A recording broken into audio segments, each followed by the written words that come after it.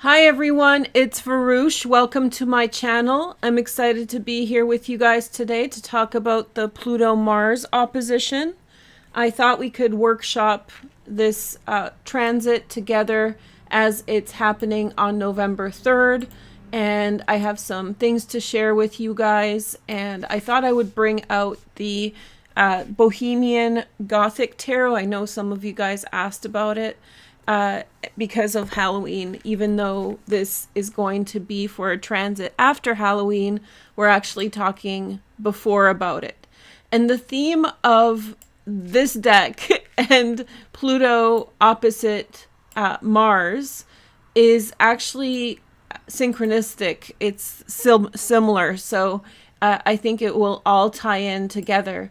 So I want to show you guys a little bit of information about this special transit. This is the last major aspect that Pluto will form before it enters Aquarius. And so with that comes the end of a whole decade or 14, 16 years.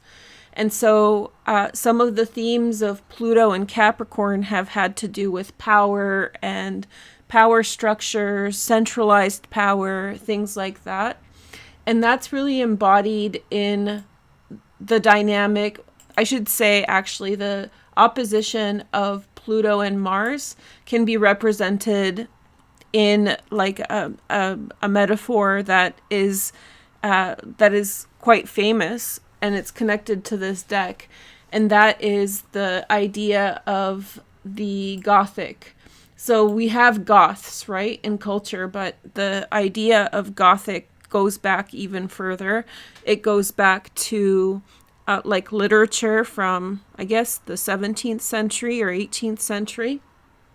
And the idea is it's a very specific canon of literature that focuses itself on power, and it's a fetishization of power, fetishism of power. And the trope or the idea of this canon of Gothic literature has to do with the subjugation of a specific type of person, which is a young virginal female, by a brooding dark man. And so there is a whole canon of literature, Frankenstein and Jane Eyre, right? There's a whole canon of literature that encompasses this kind of dynamic where someone with very little power comes under the influence of someone who has a huge amount of power, and this person and it's exploring the dynamic of that. So it's interesting because this deck is a Gothic deck, artistically speaking, so I thought it would be like a nice combination for us to talk about today. So like I mentioned in the beginning, sorry, it's early and I have a client after, so I'm rushing to get to the point. But the opposition of Pluto to Mars is the last iteration of a cycle that began in 2008. So let's begin with 2008. The first aspect that Pluto made to Mars was an opposition in May 2008 or March 2008. Let me just double check.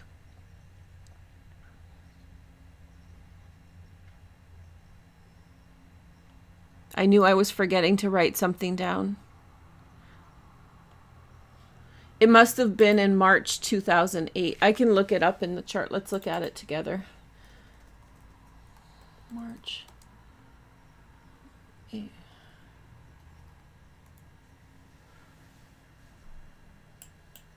So yeah, it would have been, the first opposition happened in March of 2008.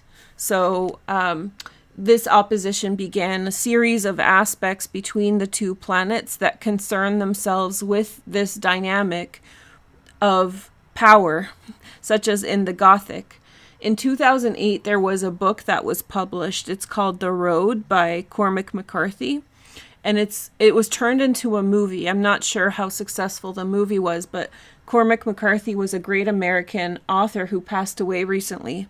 And the book itself concerns itself with a father and his children traversing a post-apocalyptic United States to get to safety. And so it's exploring the dynamic between power structures around us and how we experience those. And it's kind of, the topic of the book was talking about, it's a post-apocalyptic book, dystopian novel, that discusses the idea of power and its consequences, right? So when extreme power overflows, what happens to us as we sort of experience the apotheosis, or like the highest point, the corrupt power and the fallout from it, and what is our experience as individuals. So if you read the book, or if you have seen the movie, it's really very much the Martian experience of that absolute corroded power disrupted. So if we think about Gothic literature, if we think about the Gothic in general, it really was a romanticized depiction of the dynamic of power. It was a fetishization, right? So it did explore certain themes of power that were, dark, or, some of its underbelly, but it didn't really actually challenge what that power can turn into because of the time and context in which it was written.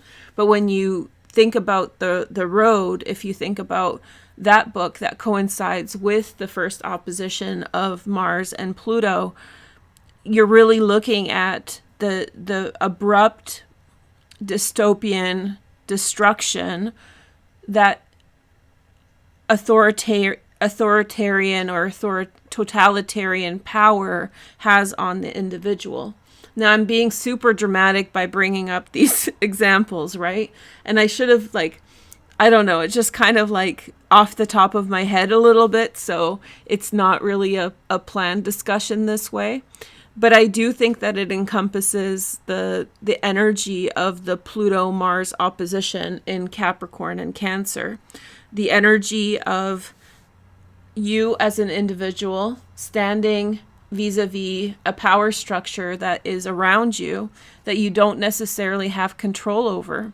And so each time there's been this opposition over the last 16 years, there have been themes that have come up for you in your personal life that have to do with authoritarianism, totalitarianism.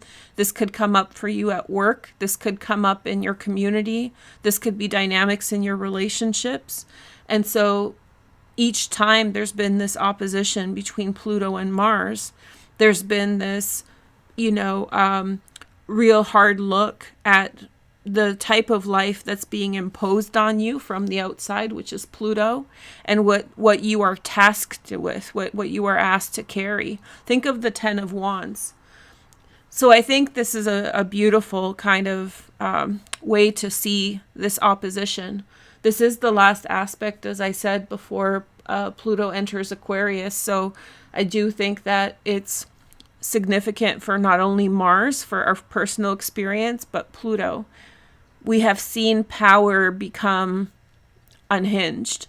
Decisions have been made around us that are so out of our grasp. There's been, I don't know if you guys have noticed, and I'm not trying to be political, but it seems as though power structures have kind of run off with the cart, so to speak. So basically, things in authority, power have become completely disjunct from the authority that we as a collective and individuals give it.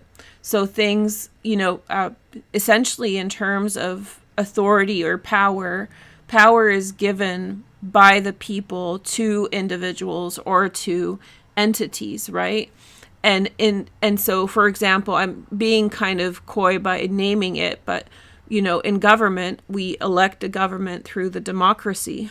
And so that our power, we impart our power into the government and allow the government to be a public servant for us. However, what's happened, and it's not just the government, it's all these different levels. things that govern us on many levels, even in our relationships, you may have noticed that there's been kind of this runaway train phenomenon happening where things that have authority over us no longer are seeking our approval, individual or collective. And it seems as though for the last little bit of Pluto and Capricorn, there's been this phenomenon of abuses of power through that energy of Pluto and Capricorn just grasping for power without any sort of social contract that it was imparted to it. So I think essentially what's going to happen, and I left an Instagram post about this, is that ultimately I do think that that power is corrupted. It's not sustainable. It's the Capricorn mad rush for power before Pluto enters Aquarius and everything changes. And it's kind of an act of desperation, because one of the pitfalls of Capricorn is that when it starts to lose power, it gets power hungry and power obsessed. And so therefore it starts making decisions that sort of are not within a proper authority. No one has imparted into it that proper authority. And so Mars opposite Pluto is an interesting way to end that whole transit, because Mars in this position represents you as an individual watching all this stuff go down, be it in your relationship, in social groups, work, school, in larger systems like the government. You're watching all this go by and say, hey, I never agreed to this. You could be having that moment over and over again. And you could be feeling things such as anxiety that you cannot control it. You might be feeling overwhelmed by the fact that it's so like such a grandiose display of power and abuse. And this is your experience of Mars in Cancer. Here, let me go back to the date, because this 2008 date is messing me up. So we have November 3rd, 2024. Okay, that's better. Like looking 16 years ago. So you could be sitting here with Mars in Cancer and really feeling overwhelmed right now as other people have taken power around you, or they're asserting their power in a desperate bid to retain power and control. And some of the thoughts that I have on this opposition are, you may be feeling as though you don't have a place to act in these circumstances. And maybe the structure of power around you is such that you can't really do so much now. But with this opposition, remember, Mars has had a lot of experience of opposing Pluto since these oppositions began. And so it's gotten you, it is you, Mars is you in Cancer.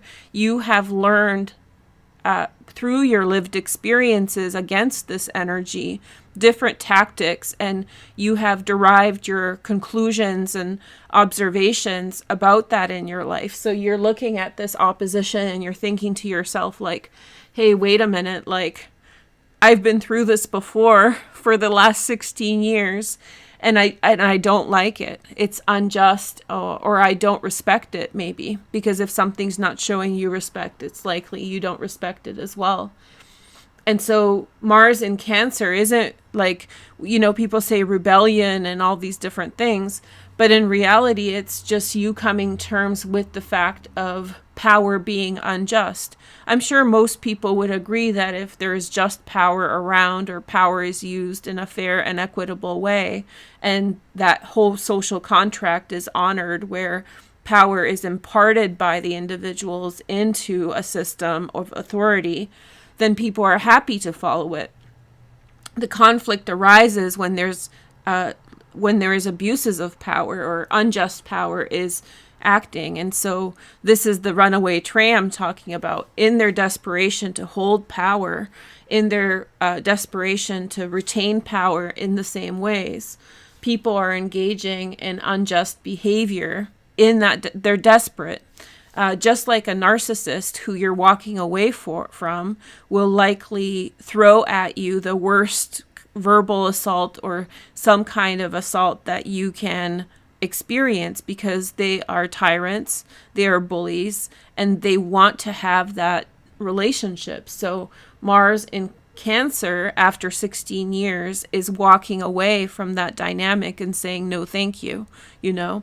And that doesn't mean that you're not going to walk out of this with everything that you want, because that power structure that Pluto is in Capricorn is what it is. You can't really change it at this time.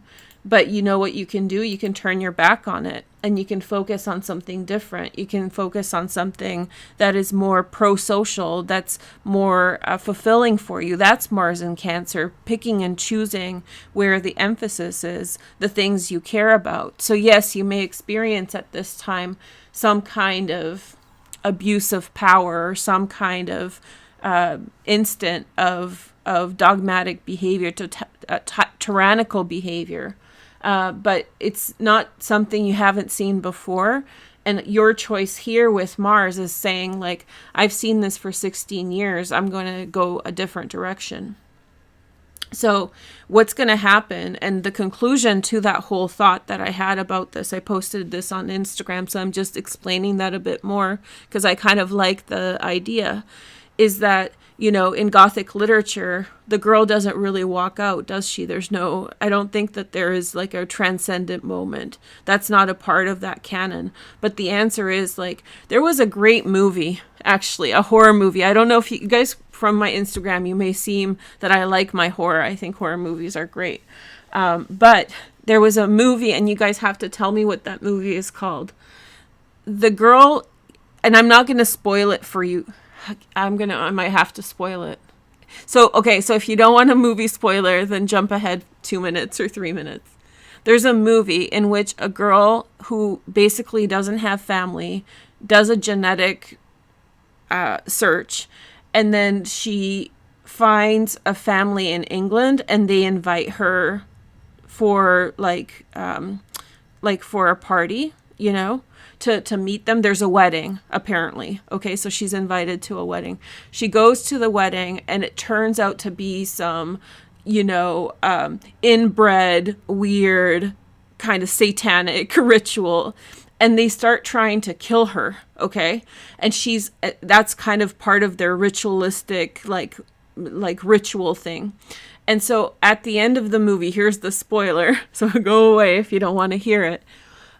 Is basically she has to confront every single one of these individuals and protect herself by killing them. Okay, it's a horror movie. And so the last scene is, I think it's her ex-fiance or her ex whoever, and he's like, but I love you or something. I think I'm mixing two movies in one, but there's a girl who goes to get married. And so basically they start to hunt her down, right? And I don't know what the movie is called. And at the end of the movie, she has to defend herself by killing all of them. And one by one, there's like sympathetic figures that she thinks that she can put her trust into, but all of them fail her. And so this is very Gothic. That's why I'm bringing it up. The theme of this movie, it's traditionally Gothic. It's playing with the genre. And so she hunts them all down, and the last person is this love of her life that she was about to marry. And basically what happens is that it becomes clear that that person is betraying her as well. And rather than it's kind of like a metaphor for marriage. Rather than choosing marriage, she takes him out as well. And then she is sitting on the steps and is like, that was quite the night, you know, trying to protect herself from all this.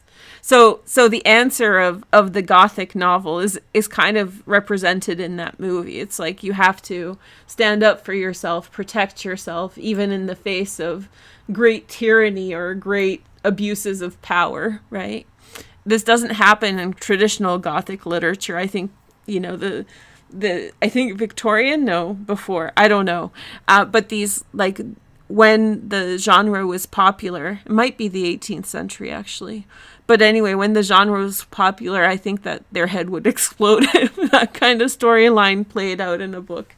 But this is Mars opposite Pluto. It's basically the situation that she was in was, I'm up against this, you know, suddenly I'm being attacked, and it's part of this their desire to have power.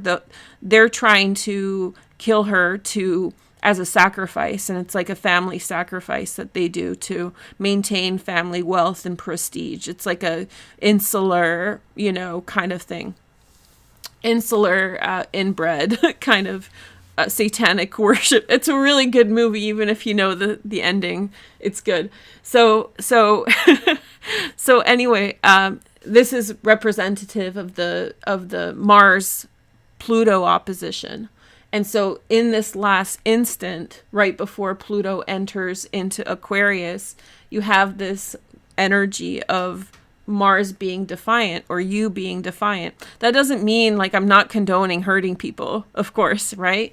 And I think that the actual answer in this instant is turning your back on the provocation of the unjust Pluto and Capricorn and finding resonance for yourself. And what I told you guys on Instagram was cultivate within that space. Turn your back on whatever unjust power structure is in your life and cultivate around you something that is pro-social or positive for your life. Those things that you cultivate under this dynamic will transform into something beautiful. They will transform into something new, and they will be hopeful. So if you want to get into the vibe of this opposition, really check out the Road. I think you can watch it. I've never seen the movie.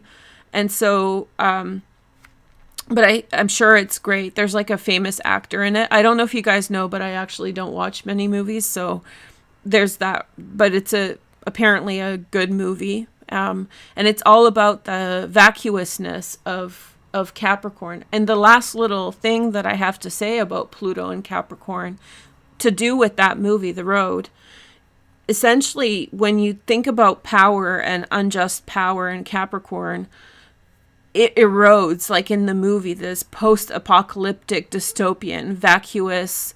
I think in the other day I made the reference to like movie sets, how they create these fake facades and they're not actually real. And so these power structures, you can feel like they're like so overwhelming, overwhelming or so intimidating at times, and how little you have power to change anything about it.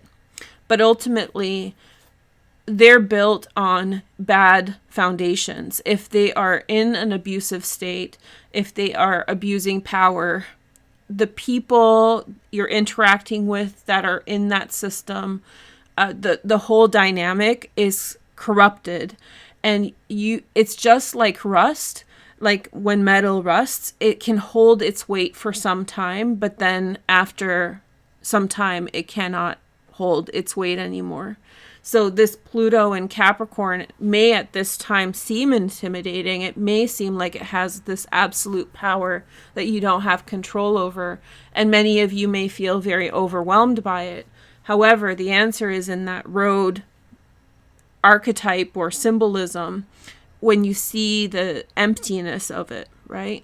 So rather than confronting it directly, what Mars does here is I'm going to think about myself. Because where is Mars going? Mars is about to enter a retrograde cycle in Leo and Cancer. So it enters Leo, begins its retrograde cycle in December, and moves back into Cancer. And the message in Leo for Mars is I'm going to stand up for myself, right? So the answer isn't you trying to fix the system. And I believe that there's a time and place to fix the system and all that. But this is a runaway train. Like, how are you going to grab a runaway train that's just taken off? It's going to have its own course, and you have to allow these situations to run their own course. And I think that's the opposition between Mars and Pluto. Wow, that was head in first, today's chat. Okay. 24 minutes. I hope you guys enjoyed it. Okay. So I do have some like dates and information if you're interested. I wasn't expecting to like tie it all in together, but once I started talking about it, I'm like, oh yeah, that all blends well. So one interesting thing that's kind of to do with this time is we have a new moon on November 1st. I can show you there's the new moon. And the last time there was a new moon in this position at 9 degrees of Scorpio, give or take a degree, was 2021, which is 3 years ago, on November 4th. And what's interesting about that time is, here, I have my chart that I can change the dates on. June 4th, 2021. And so when you look at that date, 2021, that was the time of the last Pluto-Mars opposition. So we did have an opposition last year in 2023, but that was the first opposition in Aquarius and Leo. Pluto and Mars have this like interlocking because of their retrogrades. So sometimes there's like a early opposition or an early aspect as Pluto enters a new sign. So the last time they formed this opposition in Cancer and Capricorn was 2021. And that happens to coincide with a new moon that happened on November 4th. This is 2021 chart. That happened on November 4th in this position. And these new moons are actually quite rare alongside Halloween, All Saints Day, and All Souls Day. I think there are 4 since 1900. So it's pretty rare that they're happening on those days. And so I've explained to you guys in the last new moon video about why they're important. And this new moon coincides with something called the Eagle's Gate. And Eagle's Gate is the likely, in my opinion, it's the inspiration for holidays such as Halloween, All Saints Day, and All Souls Day. So Eagle's Gate was observed in Babylonia, like ancient astrology stuff. And then in the 9th century and the 8th century, Catholics adopted these holidays, All Souls Day, All Saints Day, and then Halloween was attached, I think, in the 9th century. And so, but I think that their blueprint is actually Eagle's Gate, right? Because it coincides with Eagle's Gate. That's actually November 7th. And Eagle's Gate is all about transcendence, themes of transcendence and overcoming, which I think is indirectly a theme that has to do with Mars opposite Pluto. Anyway, check out my new moon video about the new moon. But the Pluto-Mars opposition that happened in 2021 happened in June, and then the new moon happened in November. And so I think it's interesting to consider what happened in your life between June 2021 and November 2021, and are the themes repeating themselves because we have the same dynamic happening in 2024. Okay. So there we go. So yeah, so I think that this is a very interesting opposition for that fact. Some other dates that are interesting, I told you guys about Mars retrograde. Oh, well, one thing about the opposition itself, I wasn't expecting to get into like a themed conversation about this today, but there's some of this that's interesting is that Mars is going into retrograde on December 6th and will continue until February 24th, 2025. And it will begin its retrograde at 6 degrees Leo and finish at 17 degrees Cancer, which is over here somewhere. But during this time, because of this retrograde, Mars is going to form 3 aspects to all the outer planets. Everything, including Chiron, the nodes, Saturn, all of them are getting an angle from Mars 3 times. So in magic, if you like magic, the power of 3 is really important. So when I see this happening, I'm like, oh, it's the power of 3. So we're transitioning from Pluto into Capricorn, into Pluto into Aquarius, while Mars starts making 3 oppositions from now, November 3rd, until 2025. So the first 2 oppositions happen on November 3rd, 2024, and then we get an opposition on January 3rd, 2025, and Mars will be retrograde in Leo by that point, and it's going to face the Aquarian Pluto for the second time. The first time happened in May of last year. And then the last iteration of this triple opposition is April 24th, 2025. What this means is that theme that we were talking about, this opposition to power, your individual experience vis-a-vis power structures, changes.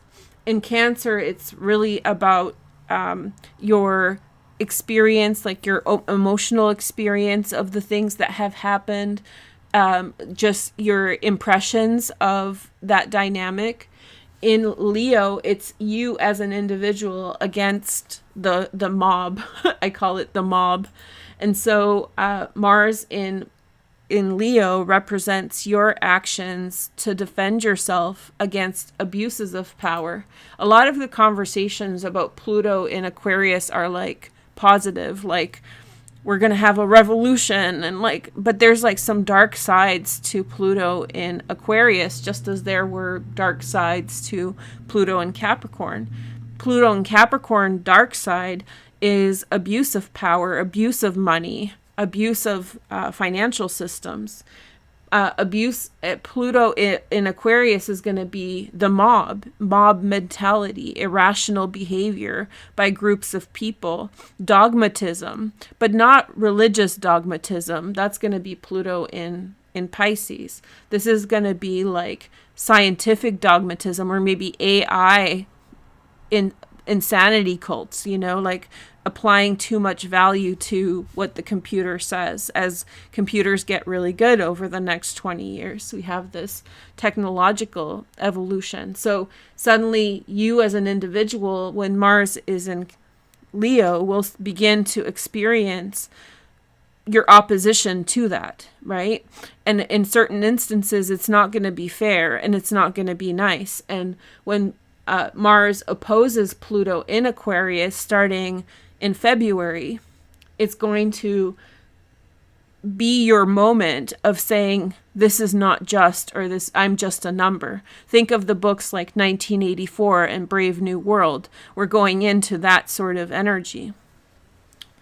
So if you are curious about where we are going in these oppositions, look back to May 2023, because that's when the first opposition happened.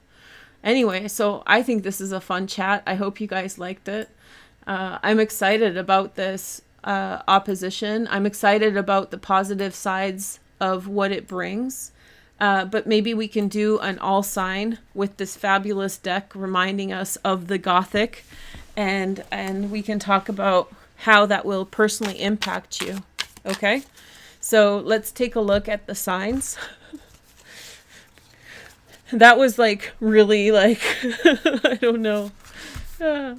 Okay, so let me know if you like the message, and tell me if you have any stories of like you against the world sort of circumstances and how you're feeling now about it. But I really encourage you to think for yourself about what are you going to nurture that is within your sphere of influence, which is Mars. Mars is your sphere of influence, right?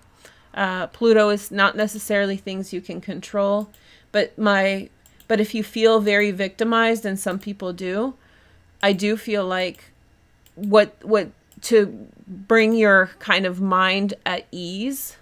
Hold on. To bring your mind at ease, I'm just switching the chart. To bring your mind at ease, I do feel like whatever power structures, if you're like somebody did you wrong, so, your boss is abusing the power of your corporation, and you're tasked with some kind of, bad consequence from their behavior. If you're in situations like this, it's just don't even worry about it. The fact it's showing up, it's showing you how corrupt and how messed up that power structure is, and just focus on you, do you, and let that fall on its own. So, and I tried to make this not political. I tried to have like a neutral conversation about this, but this of course applies to politics and other things as well. Okay. So stay strong. Okay. I see Queen's comment. So stay strong, Queen, and everybody else. First sign we're going to talk about is Libra. Okay. So Libra, Sun, Moon, and Rising. Let's see your energy. So this opposition for you is really about the 10th house and the 4th house. So for you, a lot of your independence, Libra, comes from your independence away from family, away from tradition, away from the things that people around you expect you to do and the role that they expect you to fulfill.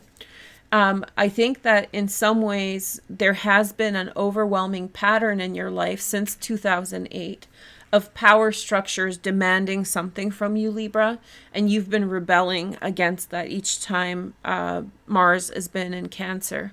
Hopefully this is a real turning point for you where you turn your back on, people and situations that are in some way, trying to hold you back. Some of this might be coercive. A lot of this family stuff can be very coercive, which means on the surface it seems okay and like everybody's working together. But we know with like problematic power structures, a lot of times on the surface it seems okay, but internally it's not okay. So there are peer pressure things going on within your family underneath the surface that you have to protect yourself from or rebel against.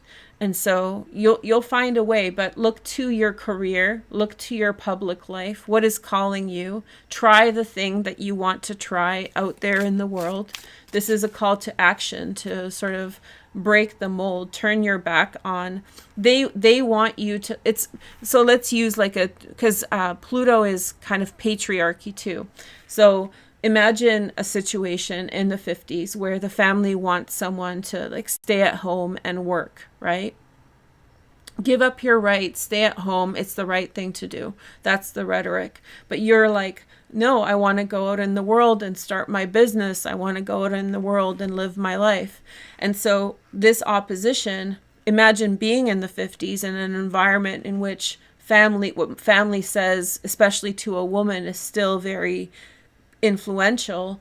And here we have Mars in the 10th house saying no way, right? So this is, if you are experiencing peer pressure from family members at this time to conform to something that covertly serves their established traditional system, you may at this point feel the urge to break away and find your own path. And I think you should really embrace that, Libra.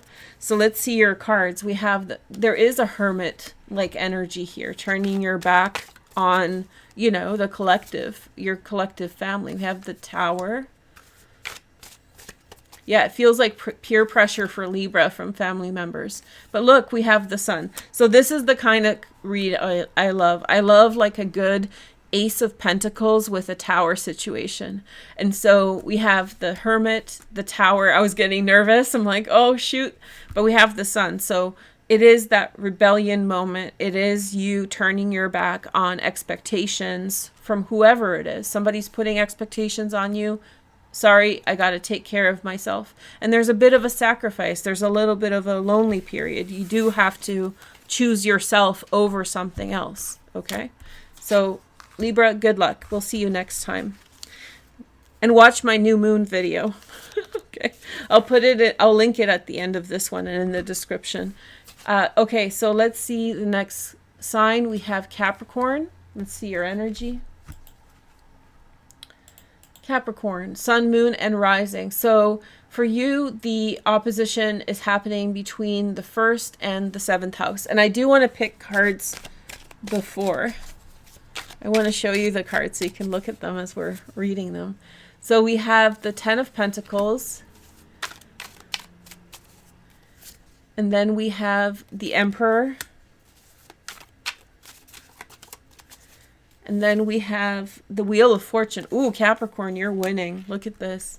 Okay, so for Capricorn, the energy is very much you in some way standing within your authority because Pluto is in the 1st house.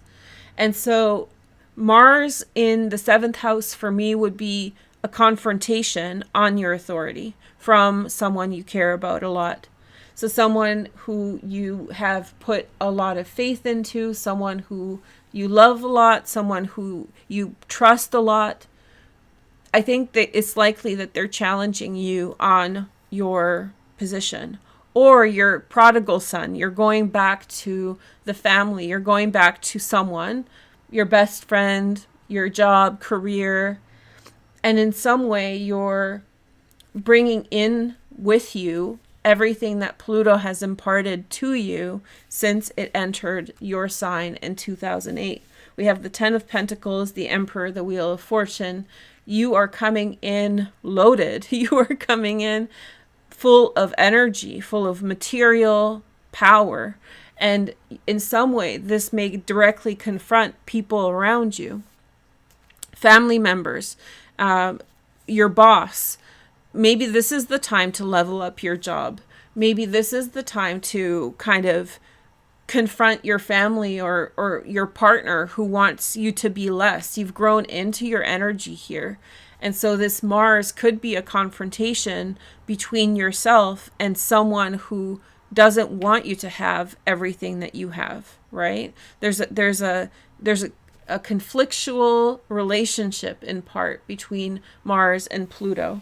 But you have the Wheel of Fortune. Stand in your truth, stand in your power. You will find the way forward is very wonderful and everything that you want. I think you would regret giving up some of the opportunities that you have now. You would regret giving up some of the strength that you have now if you fold and go home, right? So don't give up on everything. And I think this is a wonderful time for Capricorn type people to journal and to recognize their I'm losing words. They're losing their privileges or blessings, right? The things that you have. It's a really good time to take an inventory of the blessings that you've experienced since Pluto has entered Capricorn. Like, who were you in 2008? Who are you now? You're coming in, you're coming in as the Emperor. You're coming with full authority.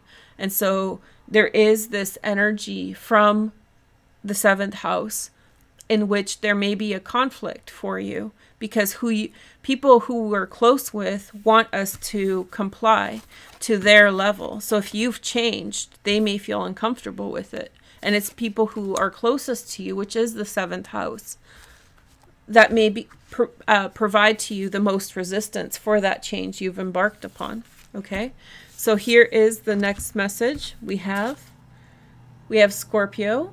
Hey, Scorpio, let's take a look at your dynamic.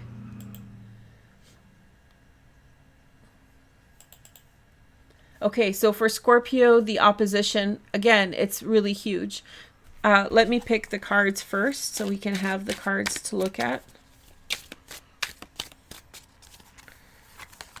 So we have the 3 of Wands. And then we have the 9 of Pentacles. And then we have the King of Swords. Okay. 9 of Pentacles, 3 of Wands. Well, I think that you're taking some kind of authoritative position here. Okay. With Pluto on your IC, you're getting really at the heart of it. You're getting at the heart of who you are based on what kind of environment you were put into early on in your life. And this is whether you live where you lived, where you were born, or whether you're thousands of miles away. Pluto in Capricorn on your IC has you confronting, and this will continue for some time, confronting aspects of the environment that you were put into, and that sort of branded you to be who you are. And with Pluto, we're talking about power. So how you have been taught to accept authority, what kind of social hierarchy you're in, what is your station in life. And you might be experiencing issues to do with that branding. And in some cases, you will have the opportunity to break that down and break through walls, which is great. And so we have this Mars opposition at the top of your chart that will too continue for the next several years as Pluto transits your IC. But this is the last time it's going to happen in your 9th house. And so it's likely that you have vision, which is the 3 of Wands, about which direction you want to take things. I think that you sense personal strength amid the circumstances that you have. Power is relative, and so everybody experiences what they have to different degrees. But I think for you, this is a very this is where I want to go. These are my circumstances, Pluto and Capricorn. This is where I want to go. This is where I want to see things grow. And that's the King of Swords. It's that vision for yourself, given the limitations and the blessings that you have in your environment. Given those things, where are you going to actually apply that to the outside world? And when Mars enters Leo over the next retrograde, this retrograde is very important for Scorpio, Sun, Moon, and Rising. When Mars enters Leo and Pluto enters Aquarius, I think that that's when you're going to put thought into action. So here today, November 3rd, you are having your vision and you have the resources, and you're thinking, what resources do I have that I can apply in the direction that I want to go? It's that visionary moment. Okay. So good luck with that. We'll talk again. Okay. So here is the next sign. And then we have the Sagittarius. Okay. So let's see. Sagittarius. Let's see. You're next. So when I mentioned Sag last time, and I mentioned like autonomy and being alone, I got a lot of comments from you guys about that really being your experience. So I just want to say, hi, I'm sorry if you've experienced that kind of energy, and I hope that you find, your way through. I know you will.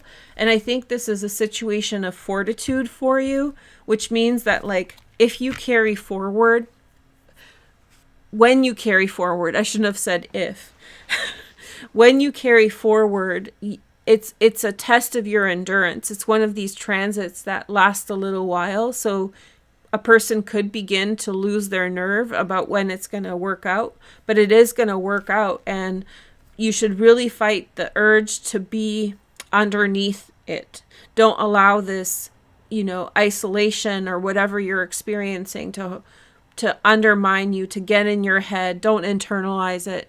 Stay true to you. You will find people who complement you. And the more that you stick true to you, the better you will, the more aligned people you will find. Because if you don't take care of yourself, if you start undermining yourself by not being good to yourself, when you do meet those people, they will not want to be around you because you hadn't cultivated yourself to the appropriate healthy level at which you could meet on the same page. So it's really important that a time when maybe you're not getting everything you want, you're really taking care of yourself, because the highest that you can express yourself, your vision, your identity, the highest level to which you can express that's the level at which you'll meet new friends, right? And that's what's coming next. Okay, so I got so many comments about that. So I just want to say, keep at it. You can get there. Happy-go-lucky Sagittarius. We have Page of Cups, Pisces, Cancer, Scorpio. And then we have the Two of Swords, which is Moon in Libra. And then we have the Eight of Swords, which is the kind of waiting and wishing and hoping, right? So there's this feeling and a desire that you want to go somewhere. It might be a little early, but okay, so the opposition between Mars and Pluto is playing out in your 2nd and 8th house. It's likely that you're really wanting to break away and change things. Remember what I told you about cultivating in the beginning. This is very true for you. It's likely that financial matters keep Sagittarius in a certain position or place. So you are bound by circumstances that are outside of your control financially now, This could be having to pay off a house or something like that. Maybe car payments, or maybe you're putting your kids through college. Whatever it is, there are financial circumstances in your assets, your own money, that are keeping you in a particular position. It's actually the end of that transit. It ends on November 19th, but that was the dynamic since 2008. And so the Mars opposition in the 8th house is you going stir crazy and being like, oh, I want to change everything. But this is also a helpful energy, because here we get to cultivate. So what are you going to change attention from? The things that you cannot get away from, the things that you're trapped in financially. What can you do within your sphere of influence that can actually provide for you sustenance, fulfillment, enlightenment? And I think that that's what you need to seek, because I see in these cards that you're struggling. You have the 2 of Swords and you have the 8 of Swords. Both of these are bound and restricted. Look, in all tarot decks, bound and restricted, not being able to see. Speaking of the Gothic, not being able to see, not being able to figure it out. So Ace of Cups is the Mars in Cancer, a little bit of awakening. And so what I think is happening is that you're getting overwhelmed by the big picture and not celebrating the little things. And so here it's not the final destination, but do some things that you enjoy. Cook a soup, Mars in Cancer, water, right? Do something that brings you fulfillment. Everybody's different, but do fulfill for yourself these incremental enrichments, right? Or cook a soup for your family, because it is in the 8th house, but change the tempo of what's happening with these micro behaviors, and the big things will work themselves out down the line. Most likely when the next aspect forms between Pluto and Mars in Leo, then that's going to be in January, and you're going to become much more defiant then. You're going to be much more brazen. We'll talk about that when we get to it. So at this time, you might feel very unable to change. And some of you might want to choose change that's too abrupt. Mars in Cancer in the 8th house. So some of you might be choosing change that's maybe even self-destructive. So what you need to do in this position is fight the urge to, you're fighting against something. Projection, like when people are unhappy with something in their life and so they attack something external. This feels like this. So you might be in a situation you can't control, and in order to express the feelings of dissatisfaction that entails, you may be prone to self-destructive choices, like quit things and, just cancel things and just not do things. And I think that that's the wrong path. I think you need to find the little things that inspire you for now. And then by January, I think that you'll be much more clear on where that path is heading for you. Some of the and the pressure on the outside on your finances is being released. So by January 1st, Pluto will be already in Aquarius, so the pressure off of you will be gone by that time. The other thing, to kind of give you some perspective, because it does seem like you're in a bit of a pickle here. Look back to May 2023. That's when the first opposition of Pluto and Aquarius to Mars happened. What was going on for you then, right? Is there a pattern? Is there a connective energy between then and now? Okay, so let's take a look at your next sign. That was good. Good luck, Sagittarius. Then we have Gemini. Oh, I also got a lot of comments from Gemini. Hey, Gemini, Sun, Moon, and Rising. Let's take a look at your transits. Okay, so Gemini. Tarot cards first. I always go to the chart first. It's always in the chart. Okay, so first card is the 5 of Cups. 5 of Cups. I really zoomed in so you guys could see the cards because I think they're really beautiful. Then we have Mars in Cancer, Chariot. So Chariot is the sign of Cancer. And then we have the Ace of Pentacles. Here, maybe I can zoom out a little bit. There we go. So we can see all the cards. I got carried away with my zooming. So there's an Ace of Pentacles. That's exciting. So for you, Gemini, the opposition of Pluto and Mars is inverse to Sagittarius. We have Pluto in the 8th house and Mars in the 2nd house, right? Forming their final opposition in these signs for 200 years. And so Mars in Cancer is likely you investing in something, you waiting for something. We have the emotional dissatisfaction with certain circumstances. The theme for Gemini is definitely betrayal by family, betrayal with people whom you shared resources with. And what I think this actually, it's pretty simple. I think you should be spending a little something within reason, not financial advice.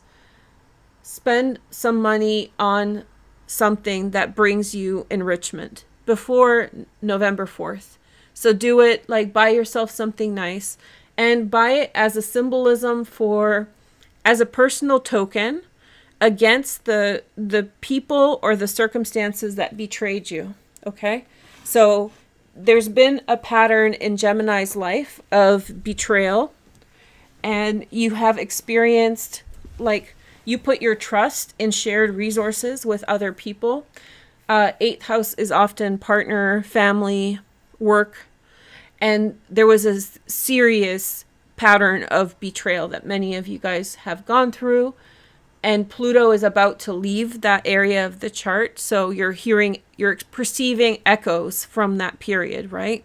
The echoes you're moving past those echoes, but you're still perceiving them. And so a real defiant moment, one thing that you can do in defiance of the injustice you've experienced, the insult by people, is to buy yourself something.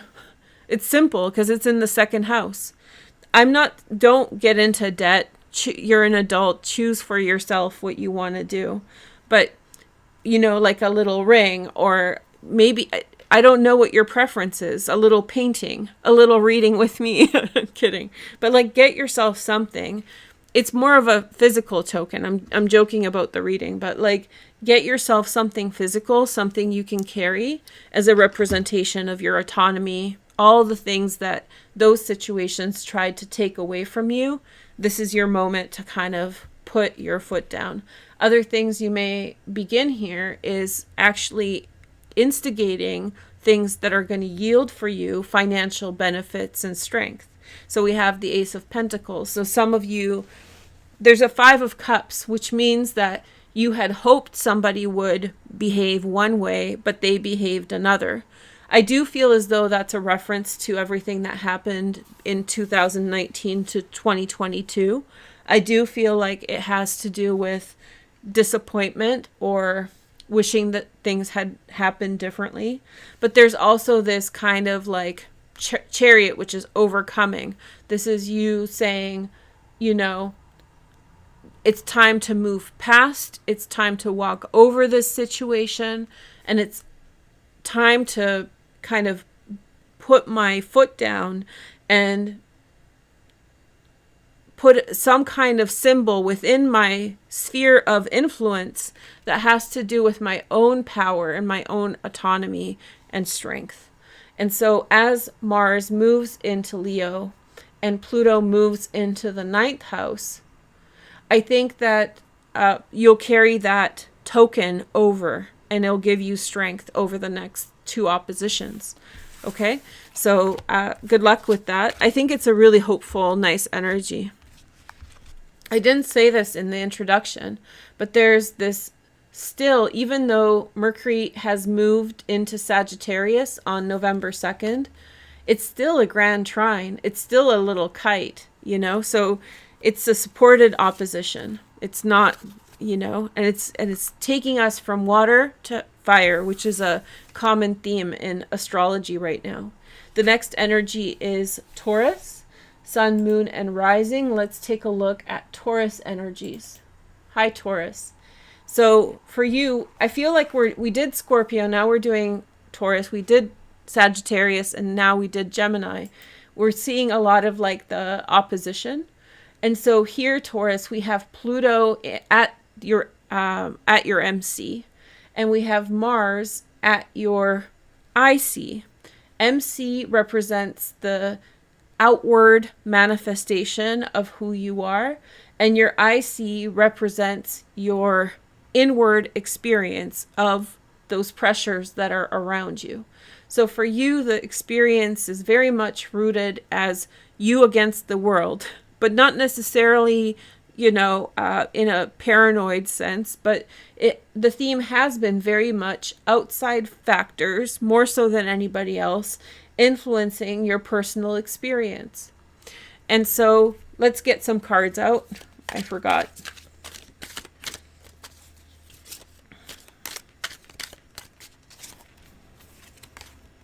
So you have the Knight of Wands. You're prone to change something. That's that Martian energy on the IC. And then we have the Five of Pentacles.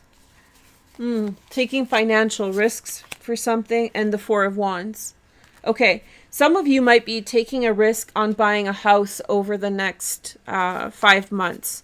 The last opposition between Pluto and Mars is April 27th. So that's your timeline for that. So Mars on the IC to me suggests that you are acting upon things that you value from early on in your life. And so things such as home, things such as building a family, and Pluto is that imposing structure. Everybody's dealing with like soaring prices of homes, right? So a lot of people want to get in on buying a home before things get catastrophic. They already have in Canada, and in other places, but many people who are kind of like, it is that moment where a lot of people are trying to get a house before they won't be ever able to buy a house. This is what it seems to me like, the Pluto and Capricorn. The reason I bring up housing so much is that you got the Four of Wands, which is kind of the card of the house. And Mars is moving into the fourth house, and the next two oppositions between Mars and Pluto will be in the fourth house. And so what it looks like to me that there's this pressure from the outside world, a systemic pressure, something you can't have control over, like, housing bubbles and inflation. Things you can't control, things that you're seeing in the ninth house. It's perception. It's understanding the logic of what's going on and having a response to it. So you've been dealing with watching the world, and you've been very much overwhelmed by what you've been seeing. You've been seeing like maybe the financial system or other things happen as they have since 2008. And maybe you have been very much overwhelmed by the dynamics involved, and you didn't know how to respond.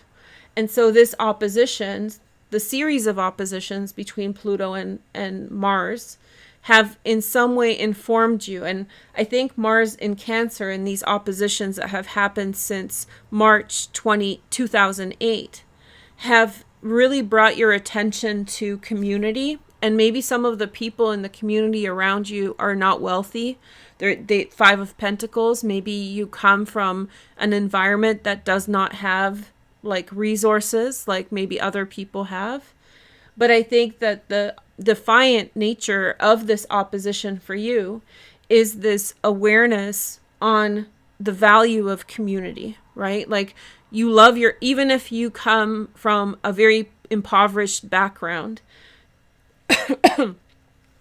you have such a sentimental feeling towards them. Mars and Cancer, you love them so much. The people, not everybody's perfect, but you love them so much. They are so endearing to you that you have been, each time this opposition has happened, you have looked at the world, felt really overwhelmed. Something happened that made you feel even more like, what are we going to do about this? Like, I don't feel free in the world kind of perceptions. Events happened around you, like maybe suddenly a spike in house prices or something like that. And you've been perceiving these things that are outside of your control, but each time the opposition happened, it brought you back to family. It brought you back to your concern for the people around you and your community. And as Mars enters the 4th house and Pluto enters the 10th house, which is really great for career, it's really good for money, because I see that there's like worry about money here. When this transition happens in the next two oppositions, your response may be in some way to assert yourself in the realm of homes, in the realm of family. So you could be building a family, you could be building a house. One thing that comes to mind here for some of you also is that the 4th house, like families in the context of inflation and housing prices and things like that, a lot of people are choosing to get married just because 2 incomes are better than 1, right? So more and more people are realizing that even if they're like a doctor or a lawyer, 1 income is not enough to like get a house, to do things. And so many people are choosing maybe relationships or friendships in which they share resources. And so the energy here, the 4th house, can be all sorts of these dynamics. It's not all romantic, but it's all about concerning home, family, equity, resources, informed by the perceptions that you had at the world around you. You're building something good around you, Taurus, because you see the outside influence as being incredibly overwhelming, or it's almost like the Borg, you know, or like the Matrix, something that is inherently outside of your sphere of influence.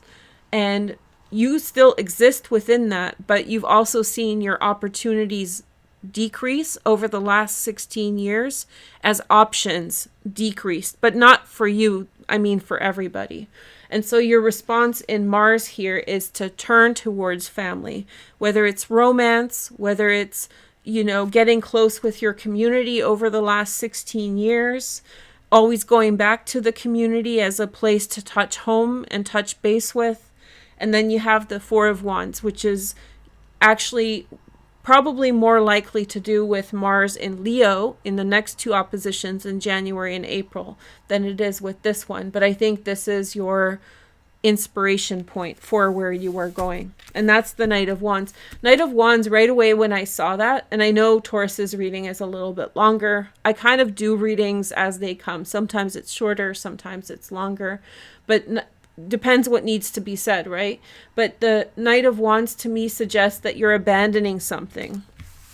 You're making a fast choice to abandon something, to change a course of action. I put these cards in the wrong spot and I was confused. But you're Taurus, it's likely you're abandoning some course of action, like you're abandoning an opportunity. You're deciding not to go a certain path because you decide to go closer to home, because that seems like a more viable approach. So I think it's good. You'll figure it out. Okay, so here is the next message. We have Pisces. Oh gosh, that's why I got long-winded. Before I do Pisces, the sign before, I can almost feel the Piscean energy. And it starts coming on over me and I start getting like very woo-woo and all of that. Let's pick some cards for Pisces. So your opposition is in the 11th and the 5th house. Oh, yours is easy. Okay, so we have Page of Swords. And then we have the 5 of Cups. Yeah, somebody said something that reminded you of everything. Somewhat like a friend or someone in your acquaintances. Excuse me. So someone said something that you may have been skeptical about making certain decisions about your environment.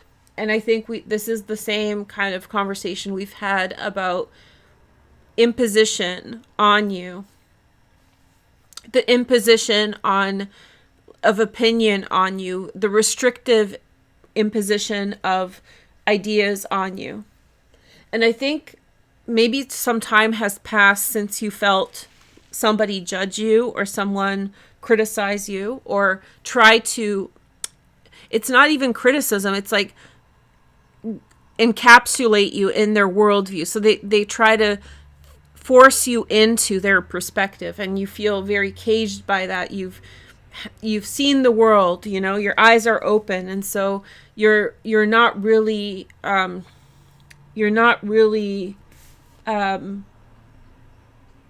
sorry, I got downloads. You're not really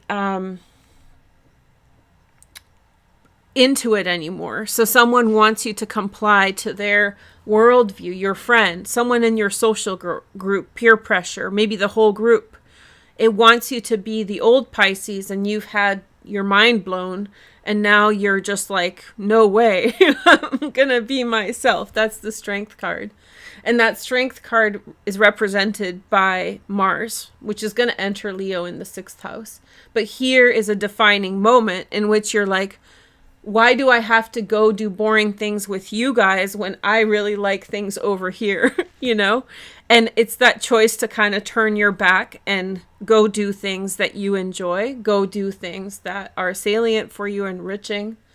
The only caveat to this reading that I have for you, Pisces, is that Mars is going to enter Leo. And the things that you choose now in this opposition, which is the final opposition between Pluto and Mars, the things you choose now are going to be things that you're going to have to carry forward in January, April, and for the next 20 years. So when you choose the things of your preference, which is your 5th house, the things that you love to do, Strength, you have to keep in mind that you're going to have to sustain them, right? So you enjoy doing an activity or something, and you choose to abandon the influence of people that are holding you back. You turn your back on them. You're like, no, I'm out of here. I'm gone. Just remember that the opposition will form between Pluto and Mars in Leo and Aquarius, and that be careful how you do it. Like, don't throw a pie in their face and run away giggling, because they're going to come at you when Pluto enters Aquarius in the 12th house. So do it very graciously and humbly and say, thank you for your kindness. I best be going now. Thank you. And the other thing that I could see as a pitfall is as you invest or put energy into what you really desire, make sure that it's something that is sustainable. Right? That you don't run off the pier, so to speak, like run into the ocean, you know, make sure that you know that you can swim that body of water from one side to the other. Because when Mars enters Leo, that's going to be, those oppositions between Pluto and Mars are going to be about your ability to sustain and move forward, sustain and, excuse me, sustain and have the endurance to keep that desire going. So with this opposition, really do the thing that you want to do, right? Don't give up, go do it. You're going to be fine. But when Mars enters Leo, the name of the game is going to be endurance for you. So you're going to have other friends. Don't even worry about it. But it's going to be endurance. And make sure Pluto in Aquarius can in some time signify forces behind the scenes working against you. That doesn't, I'm not trying to scare you. I'm just telling you the facts for you to prepare, mentally prepare, and not get yourself into trouble. With Pluto in Aquarius in your 12th house, what that can end up being when those oppositions form is that the thing that you wanted to do, like your desire, the thing that you wanted to do, your desire, is held back by things, structural things that you don't really have control over. And you're going to come up against that one time and again. That doesn't mean you shouldn't do it, but it's going to be it's going to be made complicated. So let's say you're building a house, right? You're building a house brick by brick. Suddenly there's going to be extra codes because like the 12th house has a lot to do with government. So there's extra licensing that you're going to have. There's going to be rules that you're going to have to comply with that you didn't know about, right? And Mars, you still should pursue what you're pursuing. Just be prepared. When Pluto enters Aquarius, there will be things outside of your control, or even, those friends, they'll go behind the scenes and try to hold you back in this covert way. So be careful. Mind your energy of inspiration right now and how you present that to the world, and think about all the energy that you need to put into something to make it happen. And consider the fact that not everything will be a smooth process, but it's still going to get there. That's the Strength card. Tenacity, right? Okay, so good luck, Pisces. That got a little weird, but okay. Oh no, over here. I keep putting the cards in the wrong. This is going to be my spot over here for red cards. Okay. Oh, here. This card wanted to be seen. So next we have Aries. Good. Aries was last before, so let's try Aries now. Oh, you guys who are watching, so I've been experimenting with different videos, and I think it's affecting my visibility. So if you could kindly, if you want to see my content again, I think it's important that you guys like and comment when you see my videos. This tells the algorithm that you want to see my stuff again. I think it's a good thing that I'm exploring different delivery methods. I like the short video, but just for your information, I think that inadvertently it's affected my reach in some way. So if you guys want to see my videos, I don't think my videos are getting pushed to the same number of people. So if you guys want to see, then like and comment, and you'll see me again. Okay, so just try that. And I think I did it with my experiment. That's my Pluto Mars moment, me experimenting, right? Algorithms can be very tricky, and this is why I get so frustrated with people kind of ripping me off, because I take risks, like trying different things, and somebody comes in and just uses what I took risks on and put effort into, and it's really like an unjust behavior. But anyway, so that's kind of one part of it. But yeah, so I've taken a risk, and I think I'm getting kind of, how do I say this, brutalized here, which is fine. We'll figure out. I'm really happy with the content, by the way. But just leave me a comment when you're watching the video, or leave me a like. Comments really help. So say hi. Let me know how your Pluto Mars opposition is shaping up, if there's a theme in your life of power and balance. Okay, so let's see your reading, Aries, Sun, Moon, and Rising. I just looked at the chat and I was like, oh, I broke it again. Okay. But I think it's beautiful. Let me know how you like the shorter videos. I think they're beautiful. I love the format. The little picture, it's so much to look at in a little video. Anyway, so we have the King of Wands. And then we have the Ten of Cups. Ooh. And then we have the Ten of Swords. Ooh. Okay. Ten of Swords is kind of, I actually expected it to see it more today, because Ten of Swords is kind of a card of an ending. And since we have Pluto entering in Capricorn, and since many of the planets are changing signs, I expect cards like the Devil, not the Devil, the Tower, the Death card, Ten of Swords, Nine of Swords, kind of cards to signify endings or transitions. So don't be scared by the fact we got the Ten of Swords, okay? So for you, the power dynamic is really about, Aries readings are oftentimes to do with similar themes as the general message. So you guys get a nice long message every single time. I wish I was an Aries Sun, Moon, or Rising just for that reason, because it's so perfectly aligned. You get this like free bonus just for being an Aries. But for your energy, it's very much all those themes, the road, you know, Gothic literature, Jane Eyre. Did I say Jane Eyre? Because I think I was getting books mixed up. Jane Eyre and that movie with the horror movie, and it's one that came out in the last 5 years. It's really funny. But anyway, so we have Pluto in the 10th house. It has to do with like success in the 10th house, right? So many Aries placements have experienced a large degree of success. But there's also an energy here of restriction. That success has brought restriction and things that you can't say or do because of circumstances that have been upon you, right? Which I'm trying to answer the 10 of Swords. But here we have the King of Wands and the 10 of Cups. And I see with the Mars in Cancer, you turning towards the home. You turning towards what's familiar, closeness, you know. 10 of Cups is Mars in Cancer. This is the last opposition. Mars is at the anaretic degree. Pluto is at the anaretic degree. So it's a very like fulfilling moment in terms of relationships.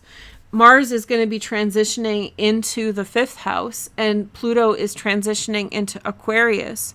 And so that opposition is going to transform and turn out to be more to do with you turning your back on groups of people towards one specific person, which may be the King of Wands. King of Wands may be you, Aries, Sun, Moon, and Rising. Whether you're a man or a woman, I don't read gendered cards. I read them for, you know, whatever. This could be you, but there could be an energy here of like turning towards the home, turning towards what matters, turning towards where the value is, and all these dynamics. But there's an element of saying goodbye to something here in the 4th house. This could be someone who had passed a long time ago, or maybe not so long ago. This could be grief and mourning the past as well as you transition into a new phase. You know, when we go through large transitions, that can really trigger memories of people who have passed as you move away from them, you know, because they're no longer with us. So maybe 14 years ago, something happened, or within the last 14 years, towards someone who you care a lot about, and you've carried that in your heart for all this time. And this is signifying, and maybe there's themes in your life connected to this individual that touch upon the 4th home and public life in some way.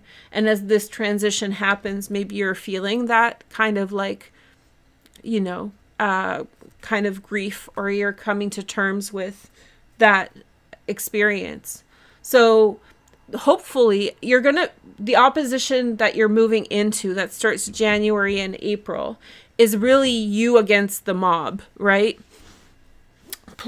Pluto in Aquarius will be great for you socially, but there is an element of mob mentality in it, right? Irrational thinking, irrational groupthink, right? Like when people get together, they get really stupid. I put a quote by George Carlin, actually George Carlin himself, explaining it.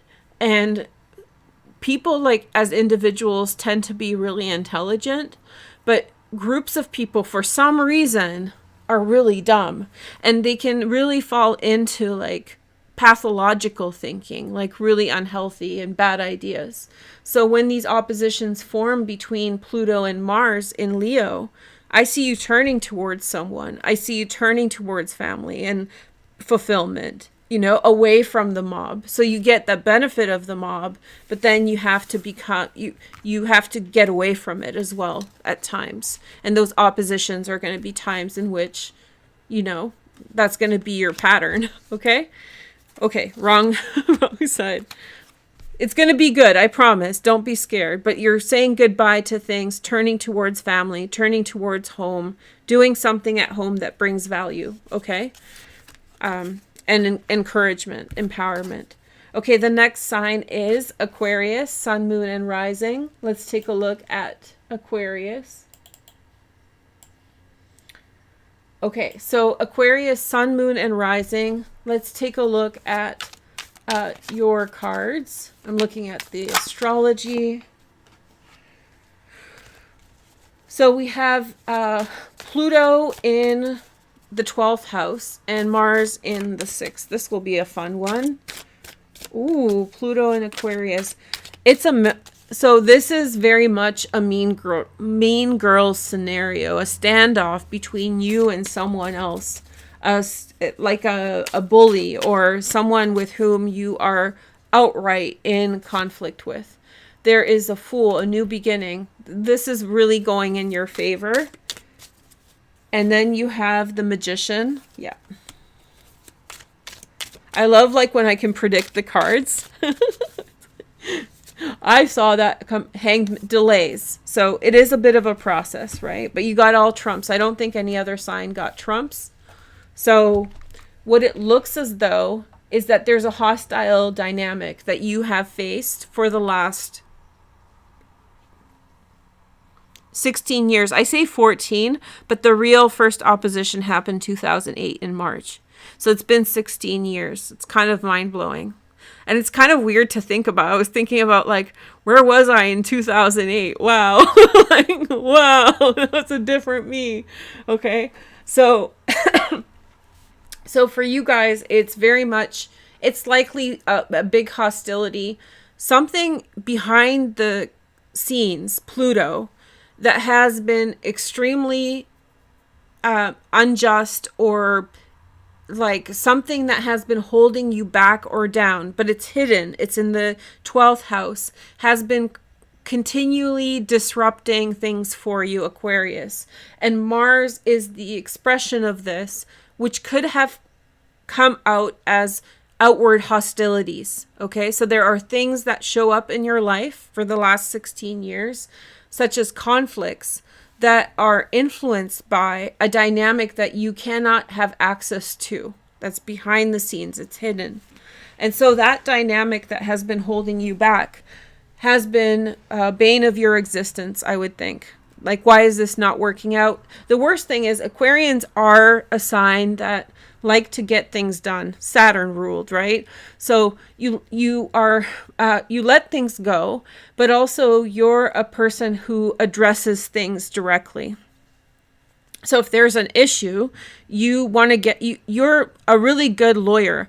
You're a really good bureaucrat, because you essentially get to the crux of the problem, and you like to address it quickly, efficiently, and even bureaucratically. Okay, you get things like how do I say, you're presented with a life problem, you take it upon yourself to deal with it. You kind of like bugger off to your side to whatever you do, and you take care of it, right? So you're very administrative as a sign, and it's good.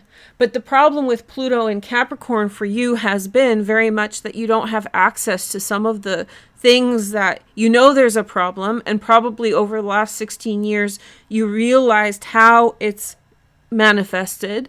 You've learned, and you've also had to figure out what the problem is because it was hidden. And over the last 16 years you've had this experience of it showing up again and again. And for you, that's a real kind of like thorn in your side, Aquarius, because like you really like to get things done.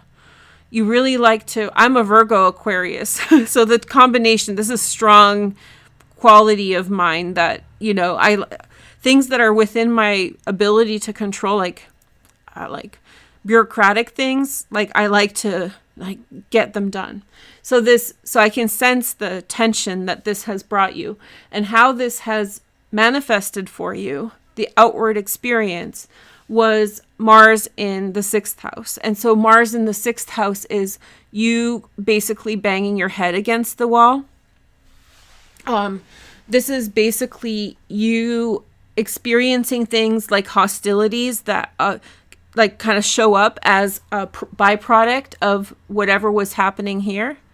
And they show up again and again and again, and it's very frustrating for you because you like to get things settled, you like to get things done, and you don't have the means to direct. You're always dealing with the consequences. You're always dealing with the symptom and not the issue. And it's been frustrating for you. But here, as Mars enters Leo and Pluto enters Aquarius, and the next two oppositions happen, you start aligning yourself It starts, so this issue, you've probably at this point realized what it is. There still may be barriers to you addressing it. When Pluto enters Aquarius, Mars enters Leo, you find a direct way to confront it. I think it's most likely through a personal relationship, which means is you have a friend, or you have a partner, or you have a boss, you're close with someone who can be a person through which you address this dynamic that I'm describing is going to dissipate very, very quickly. We do have the Hanged Man, which gives me the timeline of April 27th, 2025. But there's already a magician at play. We've already had an opposition last year between Pluto and Mars. And so you've already, May last year, just for your timeline. So already things are at play to help you to address this dynamic. Besides, Pluto is the energy of the 12th house. That influence upon you, this kind of like outside of your reach issue, has like lost its steam. It's lost its ability, right? And so it's sort of like I said in the intro, it's all about these structures of power are not necessarily confronted directly. They implode in on themselves, right? Unjust power structures. It often happens that we have virtuous power structures and then they get overrun with unjust people and unjust dynamics. And when they do, what happens, just like communism started off in a very altruistic way. Hey, let's save the people from this totalitarian rule. And then very quickly it degenerated, right? It becomes degenerate. And then it sort of keeps going under its own power or force, causing a lot of damage along the way. But then ultimately it can't sustain itself and it fractures, just like the Soviet Union, for example. That's like a really famous example from the 20th century, but it's the same principle for everything else. So when we're looking at Pluto, unjust power cannot be sustained. And so it can cause damage. It can feel very intimidating and disempowering, but what you're experiencing here is its fragmentation already. Whatever's upon you is no longer having the same energy, and now you can get your way out of it. And it doesn't have to be dramatic. Not all Aquarians were subject to great power injustices, right? Some of you guys were annoyed at the fact that there's a rumor or the fact that there's something else going on. So it's not all tragic, but it is annoying. So that's getting pushed out of the way.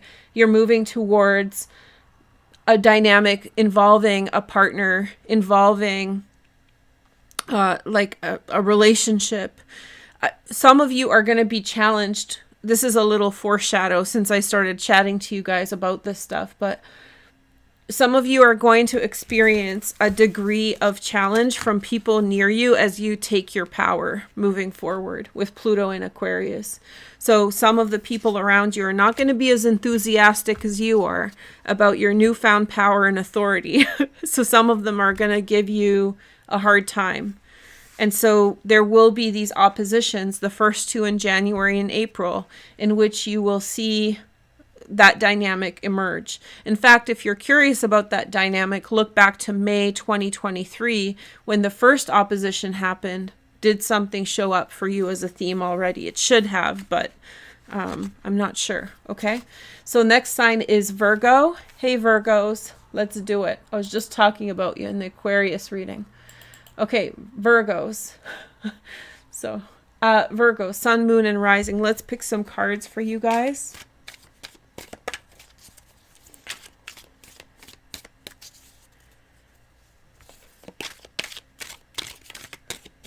Okay. So we have Justice, which is Libra. Where's Libra in your chart? Oh, it's in the second house. Okay. But we're not talking about the second house at all. Eight of Cups. And then we have the High Priestess. Okay, good. Listen, this opposition likely involves a love interest. So I don't think I did the genre of Gothic literature justice today. I just kind of jumped in because it was on my brain. I hadn't been talking very much. I actually didn't talk to anybody before I started filming this today. So I have my on-off switch, and I'm an introvert. So I'm good to talk once I get going, but most of the time I'm just very introverted and inward focused. Anyway, so I started this reading, and I think like it started really kind of like disjunct and funny. But the idea of Gothic literature is super resonant for your predicament and your chart. So in your relationships and in your life, Virgo, there's been a dynamic of power imbalance to do with love. And if you know the Gothic genre, it's a fetishism. It's a fetishism of power over the virginal, over the innocent. And it happened at the same time as colonialism. So it's easy to draw the parallel of the fetishism of abuse, right? Maybe not physical abuse, but more implied or tension of that sort. And so it's in the realm of relationships that a part of that has to do with relationships. And so Virgos, now that Pluto's leaving your sign, I'm being more explicit about what I think about it, because I didn't want to be like, I didn't want to say those things before because I didn't want to be hurtful. I didn't want to make you feel trapped, you know? But Pluto and Capricorn since 2008, since that first opposition, it had a lot to do with like unjust power in your life, particularly to do with a love interest or love scorned. So someone you rejected was hurt about it and acting like a little tyrant and causing you some kind of trap, right?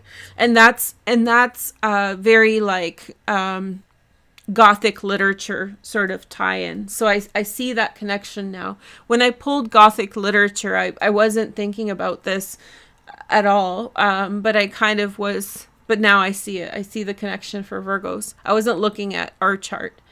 But the answer of the oppositions has been, for the last 16 years, to reach out to the people that you care about and the people with whom you have good relationships with in your friends. So this could be, Virgos could have found themselves in relationships where there was abuses of power, or it was really the theme of Gothic literature, or like the trope, has a lot to do about having this so much absolute power so there's no even contention. It's a complete trap, you know? And so you may have experienced that within your family, like just such an absurd amount of power in a relationship or with someone who you were dating that imposes itself upon you, that tries to disempower you, that tries to trap. It's like a perversion, right? When I say fetish, I mean a perversion. Like this, you may have been dealing with people and situations, and especially for you, Virgo, because it's in the 5th house, where they're fetishizing power and fetishizing through that the disempowerment of you, whether you're in a relationship with them or whether that's a follow of some exposure to this dynamic. So you may have been proxy or close to people who have these kinds of perversions. They're perverts. And so your disempowerment becomes their issue. That's the dark side of Pluto in the 5th house in Capricorn. And so you may have experienced people acting in ways that are perverted towards you, you know, fetishizing you and fetishizing your downfall, fetishizing your hurt or other behaviors. And your answer has been Mars in Cancer in the 11th house, the collective, the neutralizing collective in Cancer. The people, I mean, Virgo, the fact Cancer rules Virgo's 11th house is so wonderful because the collective recognizes your good nature. The collective recognizes your good energy. And so time and again, as these oppositions formed since March 2008, there's been this theme of turning towards your friends and turning towards,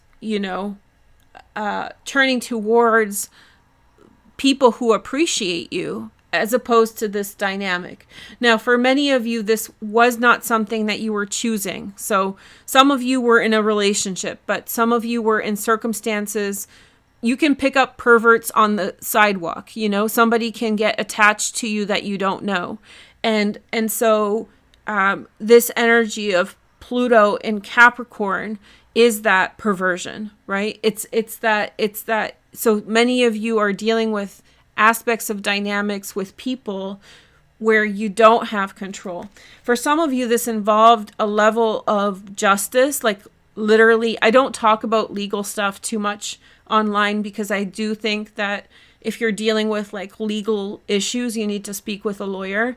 I don't want to send anyone on a goose chase, I think it's dangerous. So if you're dealing with the law, talk to a lawyer. But this is probably likely something that has already happened. The legal framework, the rules, or the whatever has shifted to such a way that allows you to walk away, right? I think that there's like a predatoriness in your fifth house, Virgo, to be honest. And so now we have the High Priestess, the awareness of Mars in Cancer, and recognizing the pattern that the collective appreciates you, that your friends, your coworkers, your acquaintances, they appreciate you, they love you, they want you elevated, they see the beautiful Cancer. It's in the 11th house. What I was saying about that was Cancer is the recognition of the good nature, right? And so for Virgo in the 11th house, it's almost like the collective sees you, right? The group sees you. And so the High Priestess in this position allows you to elevate beyond any restrictions that you had. 8 of Cups, simply walking away from the perverted, abusive dynamic, turning your back on it. And there's some kind of very swift interjection. Very, very swift, very just. And if you've been the victim of somebody's perversion, it's likely some type of interjection that is quickly taking that out of your way. Now, Pluto is entering into Aquarius and Mars is entering into the 12th house. That sends things to the hidden, right? However, Virgo, it's a different set of circumstances and it's not predatory in the same way. And I think that you should really at this time focus on your way forward and the demands upon you that are placed as you have the ability to achieve certain things that you were held back from before. Okay? And we'll talk about those oppositions as they come. The first opposition happens in January. So it's likely last year in May 2023 or January, you will see some pattern emerging about what that is, but we'll get to it. I have an idea of what that is, but it's too much to get into here. And it's not going to be as, how do I say it? There's this song by Mr. Bungle. It's called Pink Cigarette. And there's like a video to it. And this guy's like dressing up and is like stalking someone. And this reminds me of this kind of, so watch the video for inspiration if you want to see it. But it's a weird energy here for Virgo, and you should be very happy that it's over. So congratulations. Here is the next 2 cards. That was wild. It's all thanks to Pisces. I do Pisces and everything gets weird. Okay, so Cancer's next. Woohoo, Pisces. This is Cancer. Sorry, this is our celebration. Okay, so Cancer, Sun, Moon, and Rising. Let's take a look. So we have Cancer, Sun, Moon, and Rising.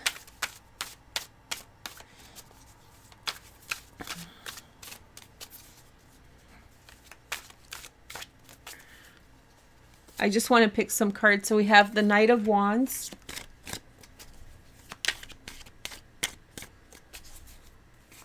And then we have the Queen of Swords.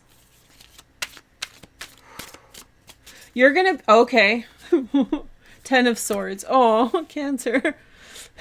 So don't mess with Cancer right now unless you want to be checked really quick, right?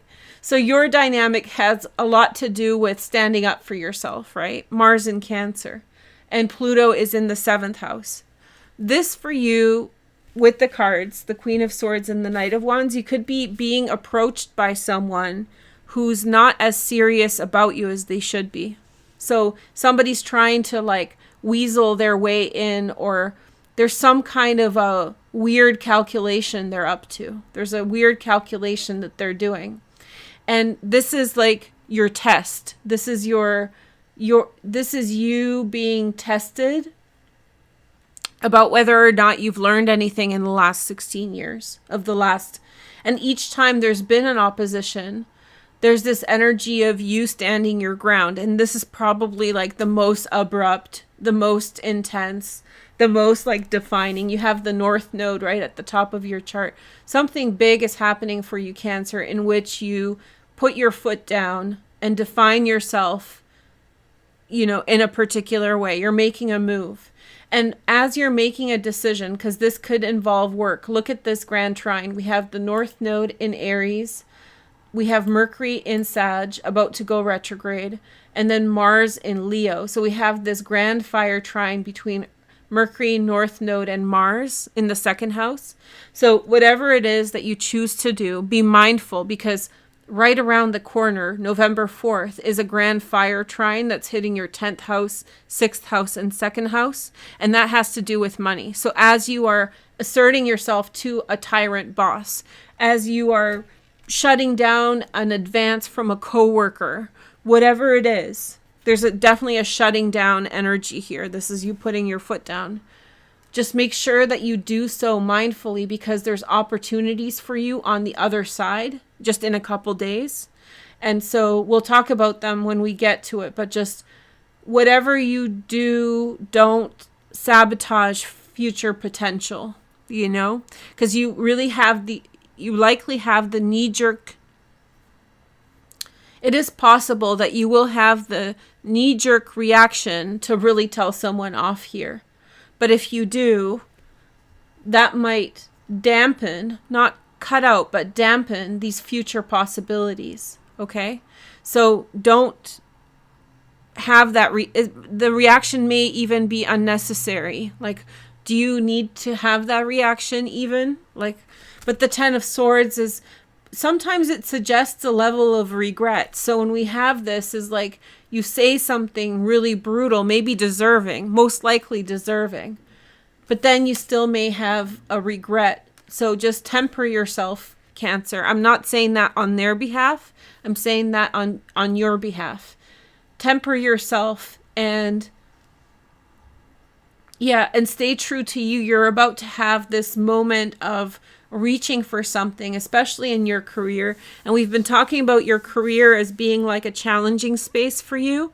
So there's a real moment here of things working out for your career or getting ahead. So you don't want to get locked up in arguing energy with something or someone. Okay. So we'll send you more messages soon. I hope it's helpful.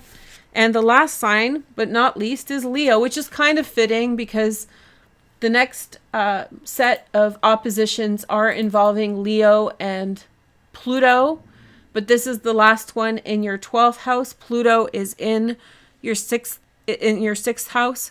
At times, things got so carried away when Pluto was in Capricorn. It had to do with like intensity of work. Okay, the intensity of things happening around you, demanding your schedule, have been overwhelming. And when these oppositions happen, there were things behind the scenes outside of your control that would show up and cause increased confusion. So, for example, your schedule has been stacked for the last 16 years. Mars shows up in opposition, and suddenly there is added things you must do that's unexpected. And that causes a great disturbance in your life for the last 16 years. That's what I think the dynamic, I think it plays out in your chart.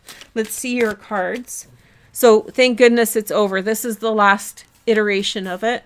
We have the King of Swords. And then we have the Empress. Ooh, and then we have the Two of Swords. Okay. King of Swords, Empress, Two of Swords. Not sure what to do. Listen, I think when I see this opposition, it feels like shell shock, okay?